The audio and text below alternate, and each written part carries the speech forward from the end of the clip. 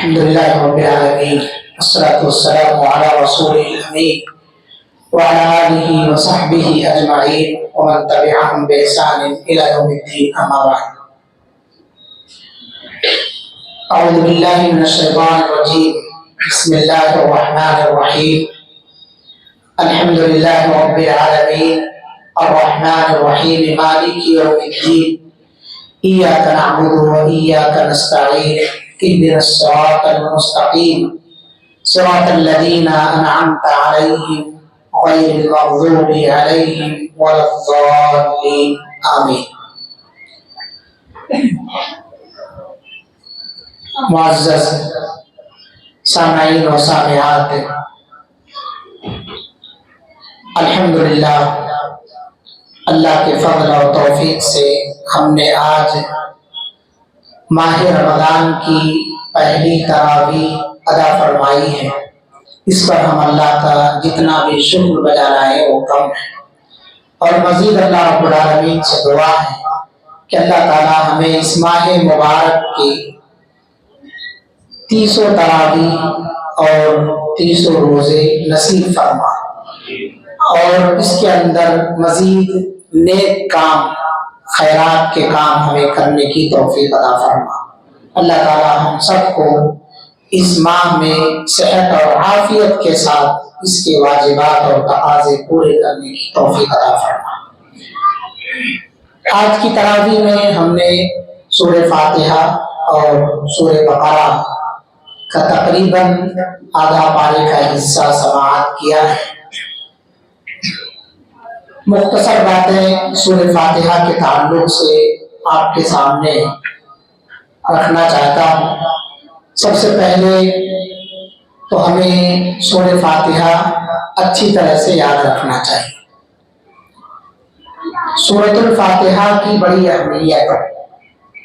سورۃ الفاتحہ کا معنی مطلب اس کے اندر کون سی باتیں اللہ رب العالمین نے رکھی ہیں ہر مسلمان کو جاننا چاہیے اور اس کے تعلق سے علم رکھنا چاہیے. تو سب سے پہلی بات یہ ہے کہ سورۃ الفاتحہ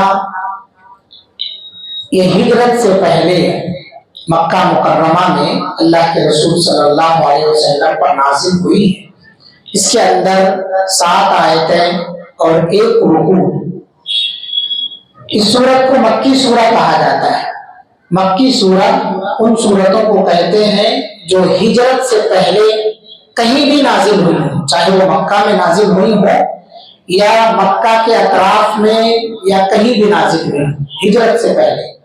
اور مدنی سورہ ان سورتوں کو کہا جاتا ہے جو مدنی زندگی میں نازل ہوئی ہوں، چاہے وہ مکہ میں ہی نازل ہوئی. تو یہ مکی اور مدنی سورتوں کا بھی فرق ہمیں رکھنا چاہیے. قرآن مجید کے اندر ٹوٹل 114 سورتیں ہیں. 114 سورتیں، ان سورتوں میں سے ایک سورہ سورۃ الفاتحہ ہے.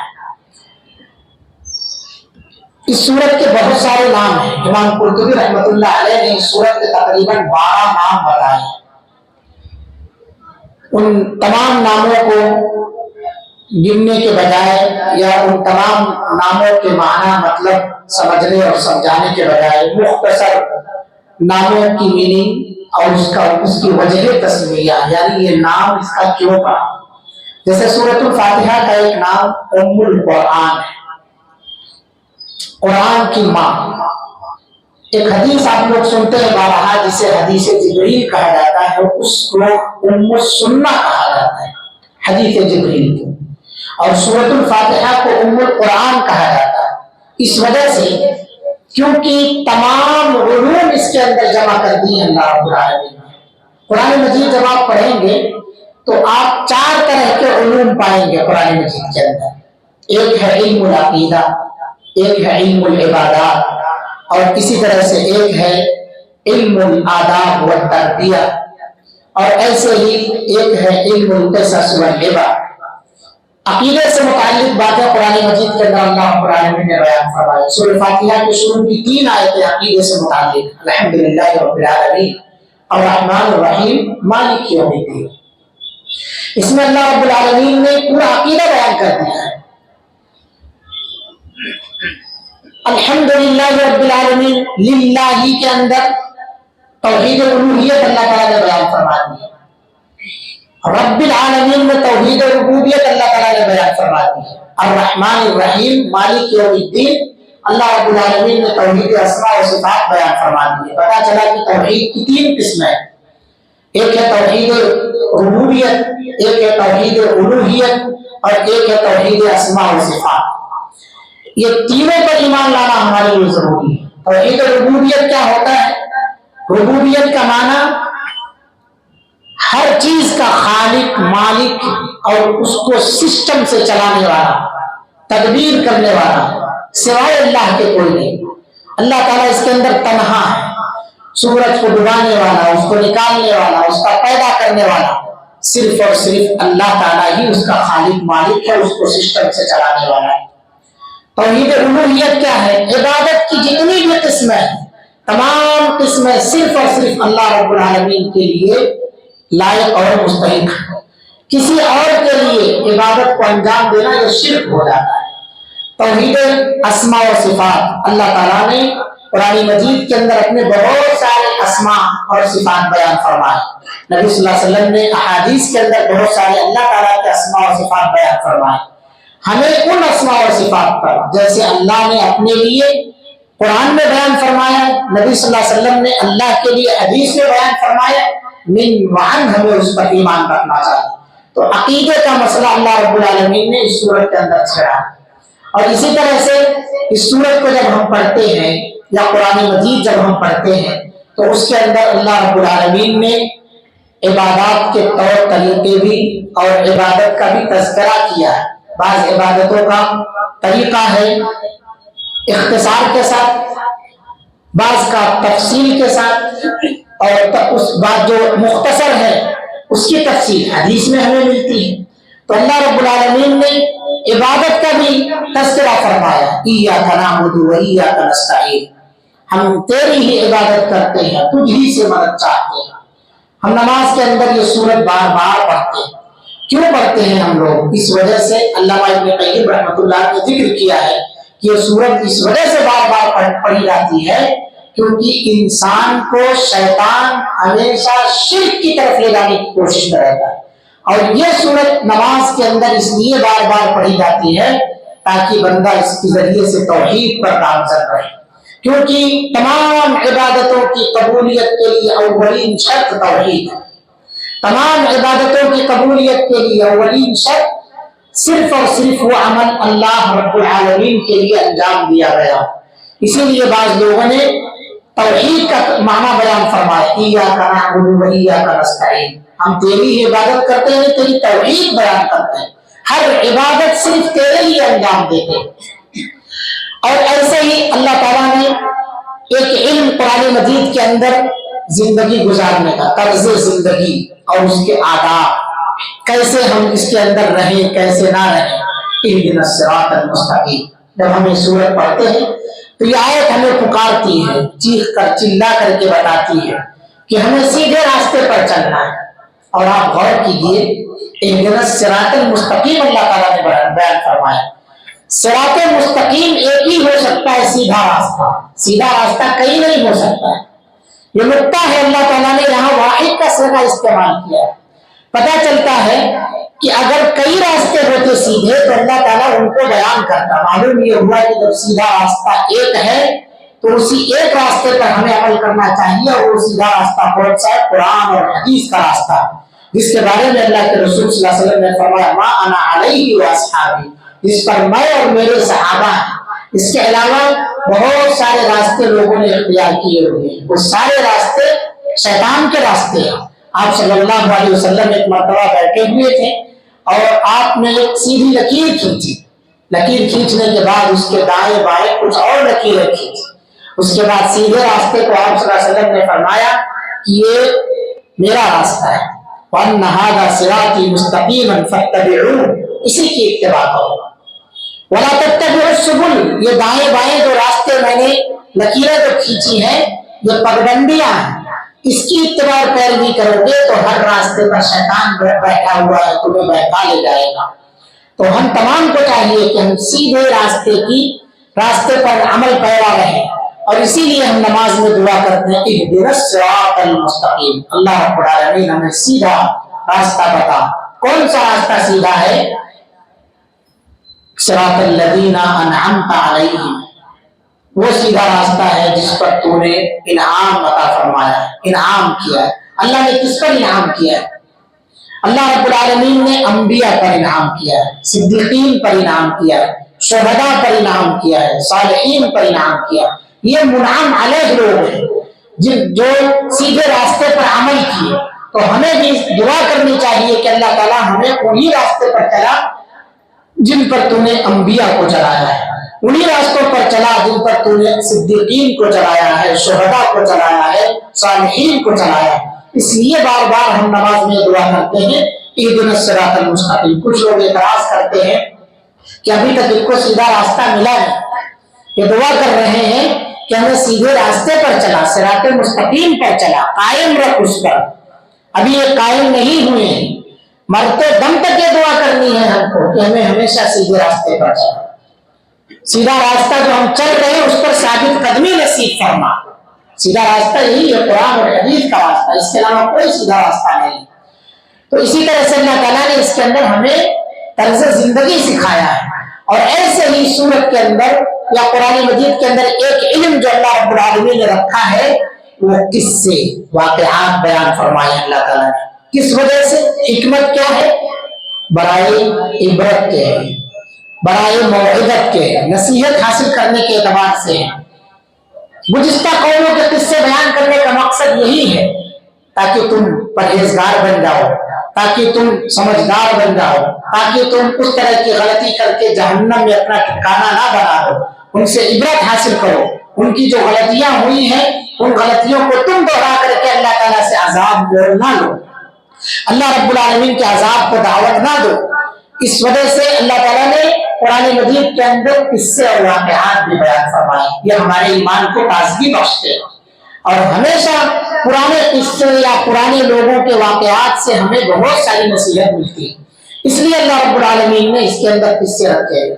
نحن نقص علیک احسن القصص بھی اسی کے اندر ہے۔ کس اعتبار سے ہے؟ تاکہ عقل مند لوگ اس سے نصیحت حاصل کریں۔ تو اللہ اس کا ایک نام ام القرآن ہے کیونکہ اس کے اندر تمام علوم اللہ تعالیٰ نے جمع فرما دیے ہیں، اور اس سورت کا ایک نام وافیہ بھی ہے۔ وافیہ کے معنی ہوتے ہیں پورا پورا، یعنی اس سورت کو دوسری سورتوں کی طرح سے آپ کاٹ کاٹ کے نہیں پڑھ سکتے۔ جیسے دوسری سورتوں کو نماز میں آپ آدھی شروع کی پڑھا دیے، آدھی بعد کی پڑھا دیے، نصف کر دیا، لیکن سورہ فاتحہ کو آپ آدھا نہیں کر سکتے کہ ایاک نعبد و ایاک نستعین تک پڑھ کے رکوع کرو، نہیں کر سکتے آپ اس کو، اسے مکمل پڑھنا پڑے گا۔ اور اس سورت کا ایک نام کافیہ ہے، یعنی تمام سورتوں کے بدلے یہ سورت کافی ہو جاتی ہے۔ صرف آپ اس سورت کو پڑھ لیں تو آپ کے لیے سورت کافی ہے۔ اللہ کے رسول صلی اللہ علیہ وسلم کو یہ سورت اللہ رب العالمین کی طرف سے ملی ہے۔ حضرت عبداللہ ابن عباس رضی اللہ عنہما سے روایت ہے، ایک دن جبریل علیہ السلام رسول اللہ صلی اللہ علیہ وسلم کے پاس بیٹھے۔ اس سورت کا شان نزول بھی ہے، اللہ کے رسول صلی اللہ علیہ وسلم اور جبریل علیہ السلام دونوں ایک ساتھ بیٹھے ہوئے ہیں۔ انہوں نے اپنے اوپر ایک زوردار آواز سنی، حضرت جبریل علیہ السلام نبی صلی اللہ علیہ وسلم سے وہ کہتے ہیں کہ یہ جو آواز آئی ہے آج سے پہلے کبھی آواز نہیں آئی، یہ پہلی مرتبہ یہ آواز آ رہی ہے۔ اور اسی طرح سے انہوں نے آسمان کی طرف جب نگاہ اٹھائی تو کہتے ہیں کہ آسمان کی طرف ایک دروازہ کھلا جو آج سے پہلے کبھی نہیں کھلا تھا۔ ایک فرشتہ نازل ہوا جو آج سے پہلے کبھی نہیں نازل ہوا تھا۔ کیا لے کر کے نازل ہوتا ہے فرشتہ؟ فرشتہ نازل ہوتا ہے اللہ کے رسول صلی اللہ علیہ وسلم کو سلام کرتا ہے، دو نوروں کی بشارت دیتا ہے نبی صلی اللہ علیہ وسلم، اور وہ دو نور کیا ہے؟ سورہ فاتحہ ہے، سورہ بقرہ کی آخری دو آیتیں ہیں۔ حضرت جبریل علیہ السلام کہتے ہیں کہ یہ اسپیشل فرشتہ لے کر کے اس سورت کو نازل ہوا. پتہ چلا پورا قرآن جبریل علیہ السلام لے کے نازل ہوئے ہیں، لیکن سورت الفاتحہ اسپیشل آدمی کو اسپیشل شورا اسپیشل حصے کے لیے دی گئی ہے. محمد رسول اللہ صلی اللہ علیہ وسلم اسپیشل ہے، اور آسمان میں جو آواز آئی وہ بھی خاص، فرشتہ جو اترا وہ بھی خاص، دروازہ کبھی نہیں کھولا گیا، صرف اسی موقع پر کھولا گیا ہے. ساری چیزیں اس کی مخصوص ہیں، یعنی انداز دیکھیے اوپر سے نیچے تک سورہ فاتحہ کے نزول کا ساری کی ساری چیزیں اسپیشل ہیں. پورا قرآن جبریل علیہ السلام لے کر کے آئے ہیں، لیکن سورۃ الفاتحہ ایک خاص فرشتہ خاص دروازے سے جو کبھی نہیں کھولا گیا، صرف اسی موقع پر کھولا گیا، نبی کریم صلی اللہ علیہ وسلم کے پاس لے کر کے حاضر ہوتا ہے اور کہتا ہے کہ آپ جب کبھی ان دونوں میں سے کوئی کلمہ تلاوت کریں گے، کوئی بھی کلمہ تلاوت کریں گے تو آپ کی مطلوبہ چیز ضرور مل جائے گی. آپ جو مانگیں، پتا چلا سورہ فاتحہ پڑھ کر کے آپ دعا مانگے، آپ کی دعا قبول ہو. کوئی بھی مطلوبہ چیز آپ چاہ رہے ہیں، سورۃ الفاتحہ پڑھیں، اللہ رب العالمین آپ کی وہ مطلوبہ چیز عطا فرما دے گا. اس سورت کا ایک نام سورۃ الشفا ہے، شفا دینے والی. حضرت ابو سعید خدری رضی اللہ عنہ کا واقعہ ہے، انہوں نے ایک غیر مسلم کے قبیلے میں، یہ لوگ جا رہے تھے ایک مرتبہ جنگ میں، تو ایک غیر مسلم کا قبیلہ پڑا، وہاں کے سردار کو بچھو نے ڈنک مار دیا. بہت جھاڑ پھونک کرایا یا جھاڑ پھونک کے لیے اس نے تلاش کیا، آدمی کو نہیں پایا. پتا چلا کہ مسلمانوں کے یہاں اس طرح کی کوئی چیز ہے کہ اگر وہ پڑھ دیتے ہیں تو بچھو میں ڈنک مار دے تو شفا مل جاتی ہے. تو اس سردار نے انہیں بلوا بھیجا. حضرت ابو سعید خدری رضی اللہ عنہ نے کہا کہ ہم نہیں جائیں گے، کیونکہ اس قبیلے کے لوگوں نے ہم لوگوں کی ضیافت نہیں کی، ان لوگوں نے ہمارا کوئی تعاون نہیں کیا ہے. تو ابو سعید خدری رضی اللہ عنہ بعد میں گئے اور اس آدمی پر دم کیا سورہ فاتحہ پڑھ کر کے، اور دم کرنے کے بعد اس سے کہا کہ تم سے اجرت لوں گا، اجرت کے طور پر 30 بکریاں لوں گا تم سے. وجہ کیا ہے؟ کیونکہ اس آدمی نے مہمان نوازی نہیں کی تھی، اس وجہ سے انہوں نے 30 بکریاں اس سے لی. اللہ کے رسول صلی اللہ علیہ وسلم کے پاس جب واپس آئے، واپس آنے کے بعد واقعہ سنایا تو آپ صلی اللہ علیہ وسلم نے فرمایا اِنَّا حَقَّ مَا أَخَذْتُمْ عَلَيْهِ أَجْرًا كِتَابَ اللَّهِ، جو تم نے اجر لیا ہے کتاب اللہ کے پڑھ کر کے دم کرنے کا، تو تم اس میں حقدار ہو، زیادہ حقدار ہو. کیوں؟ کیونکہ اس آدمی نے تمہارے ساتھ کوئی تعاون نہیں کیا، تم لوگوں کی مہمان نوازی نہیں کی، تو تمہارے پاس جو علم تھا اس علم کی وجہ سے تم نے اس پر دم کیا اور دم کر کے اس سے اجرت قبول کی یا حاصل کیا، یہ جائز ہے تمہارے لیے لے لینا. اس سے پتہ چلتا ہے کہ یہ قرآن صرف مسلمانوں کے لیے شفا نہیں ہے، بلکہ غیر مسلموں کے لیے بھی جسمانی طور پر شفا ہے. جسمانی طور پر قرآن ان کے لیے شفا ہے. تو اس سورت کا ایک نام سورۃ الشفا بھی ہے، اس سورت کا ایک نام سورۃ الصلاۃ بھی ہے، نماز جسے کہا گیا ہے. اللہ کے رسول صلی اللہ علیہ وسلم کی حدیث ہے کہ کوئی بھی آدمی ہو، چاہے مقتدی ہو، چاہے منفرد ہو، چاہے امام ہو، متنفل ہو، مفترض ہو، فرض نماز پڑھ رہا ہو یا کہ نفل نماز پڑھ رہا ہو، ہر ایک کو اپنی نماز کے اندر سورۃ الفاتحہ کا پڑھنا ضروری ہے. آپ صلی اللہ علیہ وسلم نے فرمایا اس آدمی کی نماز ہی نہیں ہوگی جس آدمی نے اپنی نماز کے اندر سورۃ الفاتحہ نہ پڑھا. لا صلاۃ لمن لم یقرأ بفاتحۃ الکتاب، اس کی نماز نہیں ہے جس آدمی نے سورۃ الفاتحہ نہ پڑھی. تو جو آدمی اپنی رکعتوں کے اندر امام کے پیچھے سورۃ الفاتحہ نہیں پڑھتا ہے، اسے اپنی نمازوں کے بارے میں ذرا ہوشیار رہنا چاہیے یا اسے فکر مند رہنا چاہیے، کہیں اس کی نماز جو ہے منہ پر مار نہ دی جائے. ایک شرط آپ نے سن لیا کہ عبادت کی قبولیت کے لیے توحید شرط ہے، اللہ کی رضا شرط ہے. دوسری جو شرط ہے عبادت کی قبولیت کے لیے وہ اتباع رسول صلی اللہ علیہ وسلم. پیارے نبی صلی اللہ علیہ وسلم کی اتباع اگر آپ کی عبادت میں نہیں ہوگی، طور طریقہ نہیں ہوگا، تو آپ کی عبادت قبول نہیں کی جائے گی. اس لیے یہ دو شرطیں بہت ضروری ہیں کسی بھی عبادت کی قبولیت کے لیے. یاد رکھیں کہ اس میں کوئی ملاوٹ نہ ہو، شرک نہ ہو، ریا نہ ہو، یا اس کے اندر दिखावा आ जाए, ये सारी चीजों से अपनी इबादतों को, छोटी हो बड़ी हो, जो भी इबादत अंजाम दे रहे हैं सिर्फ अल्लाह की रजा के लिए। और दूसरा ये याद रखें कि क्या अल्लाह के रसूल सल्लल्लाहु अलैहि वसल्लम के तरीके के मुताबिक हो रहा है। अगर हो रहा है तो अल्लाह का शुक्र बजा लाइए। तो दो शर्तें हैं इबादत की कबूलियत के लिए, एक है तौहीद, दूसरी है इत्तिबाए सुन्नत, यानी सुन्नत के मुवाफिक और मुताबिक वो अमल होना चाहिए। तरावी का मसला है, अल्लाह के रसूल सल्लल्लाहु अलैहि वसल्लम ने, हजरत आयशा रज़ियल्लाहु अन्हा की रिवायत है कि रमजान हो या कि गैर रमजान, आप सल्लल्लाहु अलैहि वसल्लम ने 11 रकात की तरावी अदा फरमाई है वित्र के साथ। नबी सल्लल्लाहु अलैहि वसल्लम, बहुत सारे हमारे भाई हैं 20 रकात के अंदर कैद बंदिश में पड़े हुए हैं। अभी तक बहुत सारी दलीलें ये दी जाती थी कि सऊदी अरब में 20 रकात तरावी होती है, तो आप लोग क्यों नहीं पढ़ते? अब किसकी दलील देंगे? अब किसकी दलील देंगे? वहां भी 11 पे आ गए। एक दलील आपको मिल रही थी, कहीं हदीस में मिल रही थी कोई भी सही, आपको कुरान की कोई आयत में मिल रही थी, अगर मिल रही थी दलील तो 11-20 रकात सऊदी अरब में पढ़ते हैं वो दलील लोग देते थे। सऊदी अरब में 11 रकात तरावी पढ़ी जा रही है। गुज़िश्ता रमजान, उससे पहले के रमजान, इस साल के रमजान में भी 11 रकात तरावी पढ़ी जाए। उन्होंने सुधार लिया है मेरे भाई, आप भी सुधार लीजिए। उन्होंने अपने अंदर इस्लाह कर ली तो आप भी इस्लाह कर लीजिए। आपके लिए सऊदी अरब दलील नहीं, आपके लिए कुरान और हदीस दलील। इसीलिए मैंने कहा सिराते मुस्तकीम के दुआ मांगो, और अल्लाह के रसूल ने कहा सिराते मुस्तकीम वो है जिस पर मैं हूं और मेरे सहाबा। तो अल्लाह के रसूल सल्लल्लाहु अलैहि वसल्लम ने रमजान हो या कि गैर रमजान, आप सल्लल्लाहु अलैहि वसल्लम ने 11 रकात ही तरावी की नमाज अदा फरमाई है। यही नमाज आम दिनों में हम तहज्जुद का नाम देते हैं, जिसको रात के आखिरी हिस्से में पढ़ते हैं। लोगों की आसानी के लिए इसे ईशा की नमाज के बाद भी आप सल्लल्लाहु अलैहि वसल्लम ने पढ़ा है।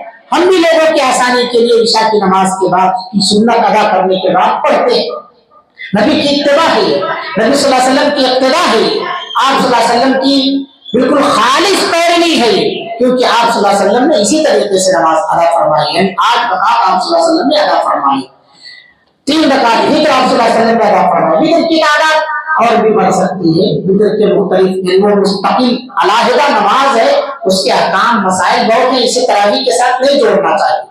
तरावी या क़ियामुल लैल या तहज्जुद नाम तीनों के अलग अलग है, लेकिन सब एक ही नमाज है।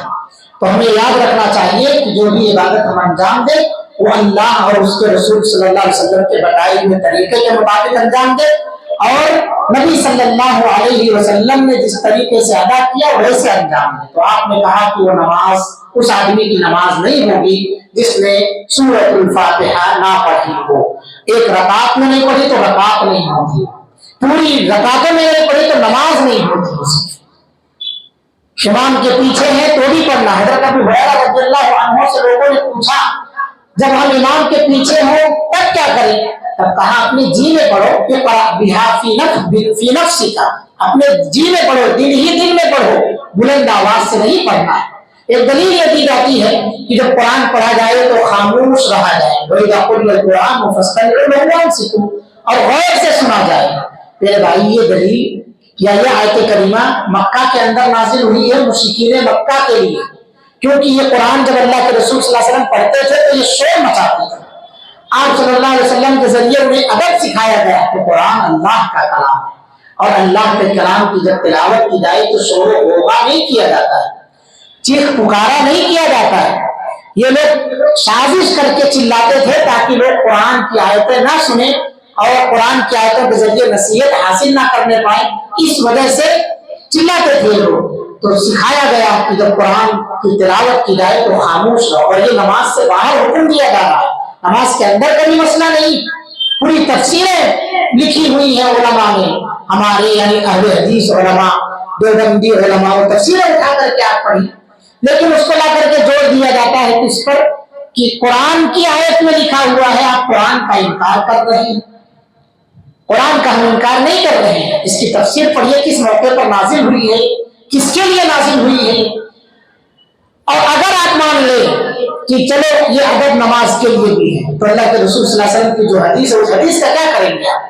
ला सलात लिमन लम यक़रा बिफातिहतिल किताब, उस आदमी की नमाज नहीं होती جو آدمی سورۃ الفاتحہ نماز کے اندر نہ پڑھے اس حدیث کا کیا کریں گے؟ اس لیے اہل علم نے اس کے اندر سب سے پہلے تو اس میں کوئی تعارض نہیں ہے، کوئی ٹکراؤ نہیں ہے، اہل علم نے آیت کریمہ اور حدیث مبارکہ دونوں پر عمل ہو جائے اس کے لیے کہا کہ قرآن پر عمل کرنے کی خاطر، حدیث پر عمل کرنے کی خاطر آپ سورہ فاتحہ پڑھ لیجیے، قرآن کی آیت پر عمل کرنے کی خاطر آپ خاموش رہیں، کیونکہ استثناء کی دلیل ہے ہمارے پاس، الا بفاتحۃ الکتاب، سوائے سورۃ الفاتحہ کے آپ کچھ بھی نہ پڑھیں۔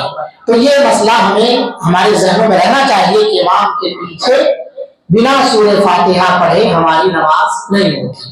دوسری بات یہ ہے کہ سورہ فاتحہ کے اندر اللہ رب العالمین نے 10 باتیں بیان فرمائی، تقریباً 5 باتیں خود اللہ تعالیٰ سے متعلق، 5 باتیں بندوں سے متعلق۔ وہ 5 باتیں کیا ہیں جو اللہ سے متعلق ہیں؟ سب سے پہلی بات الوہیت ہے، اللہ تعالیٰ تنہا معبود ہے۔ دوسری بات ربوبیت ہے، تنہا رب ہے، خالق ہے، مالک ہے، مدبر ہے، روزی دینے والا ہے، مشکل کشا ہے اللہ تعالیٰ۔ تیسری بات ہے رحمانیت، اللہ رب العالمین رحم کرنے والا ہے۔ اور چوتھی بات ہے رحیمیت۔ رحمان اور رحیم کیا ہے؟ یہ رحمان اللہ رب العالمین گنہگاروں پر بھی رحم کرتا ہے، نیکوکاروں پر بھی رحم کرتا ہے، اور رحیم اللہ رب العالمین صرف آخرت میں نیکوکاروں پر رحم کرے گا۔ تو رحمانیت اور رحیمیت دونوں کا تذکرہ اللہ رب العالمین کا ہے۔ 5ویں بات ہے مالکیت۔ مالکیت کیا ہے؟ بادشاہت۔ مالک یوم الدین، بدلے کے دن کا مالک ہے، اس کو قیامت کا دن بھی کہا جاتا ہے۔ تو کیا اللہ رب العالمین صرف قیامت کے دن کا مالک ہے؟ سوال پیدا ہوتا ہے، اللہ تعالیٰ صرف قیامت کے دن کا مالک ہے؟ نہیں، سب کا جواب یہی ہوگا نہیں، تمام دنوں کا مالک ہے۔ تو پھر اللہ تعالیٰ نے خاص طور سے مالک یوم الدین ہی کا تذکرہ کیوں فرمایا؟ اس کی وجہ یہ ہے کہ یہ ایسا دن ہے کہ پچھلے تمام دن ختم ہو جائیں گے اور یہ آخری دن ہوگا، اسی لیے اس کو یوم الآخرہ بھی کہا جاتا ہے، آخرت کا دن۔ اس دن سوائے اللہ کی بادشاہت کے کسی کی بادشاہت نہیں ہوگی، اس لیے اسے مالک یوم الدین کہا جاتا ہے، قیامت کے دن کا مالک، آخرت کے دن کا مالک، کیونکہ یہ آخری دن ہوگا۔ اور اللہ رب العالمین پکارے گا این الملک الجبار، وہ زبردست بادشاہ کہاں ہے؟ پھر اللہ رب العالمین خود کہے گا انا اللہ الواحد القہار، میں ہی تنہا اللہ واحد اور قہار، زبردست بات، کسی کی بھی بادشاہت نہیں ہے، میں بادشاہ۔ تو اس لیے قیامت کے دن کو قیامت کا دن اس لیے کہا گیا ہے کیونکہ اللہ ہی کی بادشاہت رہے گی، کسی اور کی بادشاہت نہیں۔ اور اسے بدلے کا دن اس لیے کہ ہر انسان کو اس کے کیے کا بدلہ دیا جائے گا۔ یومئذ تعرضون لا تخفی منکم خافیہ، جو کچھ بھی آپ کیے ہوں گے کوئی چیز پوشیدہ نہیں ہوگی، اس لیے بار بار کہا جاتا ہے نیک بن جاؤ، اچھے بن جاؤ، اعمال صالحہ انجام دو، صرف رمضان میں نہیں، رمضان کے بعد بھی اس کا اثر دکھاؤ، اچھے بننے کی کوشش کرو، کیونکہ آخرت میں تمہارا سارا کچا چٹھا جو ہے واضح ہو جائے گا، اور پھر افسوس کرو گے کہ اس کتاب کو کیا ہو گیا ہے، ہماری کوئی چھوٹی بڑی کچھ بھی چیز نہیں چھوڑا ہے، سب کو نوٹ کر لیا ہے۔ جب آپ کا رجسٹر کھلے گا، آپ کا دفتر کھلے گا، تو ساری کی ساری چیزیں آپ کے سامنے موجود ہوں گی۔ تو یہ 5 باتیں جو ہے اللہ سے متعلق ہے سورت کے اندر، اور 5 باتیں بندے سے متعلق ہے، وہ کیا ہے؟ عبادت۔